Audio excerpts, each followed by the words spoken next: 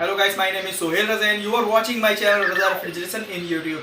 सो guys, आज की video में आपको बताने वाला हूं कि एलजी का आपके पास इन्वर्टर एसी है, उसको आप घर में कैसे साफ करा सकते हैं। तो इस वीडियो में आपको पता चलेगा, लेकिन उससे पहले मेरा आपसे रिक्वेस्ट है कि अभी तक आपने मेरा चैनल सब्सक्राइब नहीं किया तो प्लीज़ मेरे चैनल को सब्सक्राइब करें और बेल आइकन जरूर दबाएं ताकि लेटेस्ट वीडियो की नोटिफिकेशन रहे वो आप तक जल्द से जल्द पहुंचे और जो मेरा लेटेस्ट वीडियो रहे वो आप तक सबसे पहले पहुंचे।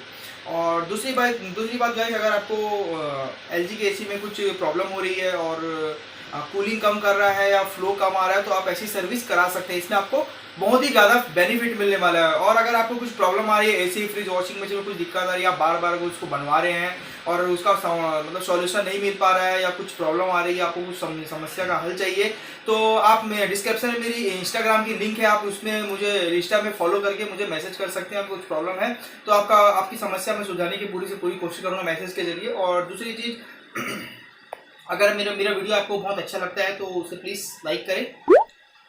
और इंस्टाग्राम में आप मुझे अगर डायरेक्ट ढूंढना चाहते हैं तो रजा रेफ्रिजरेशन 777 के नाम से मेरी आईडी है, तो आपको वहाँ मिल जाएगा।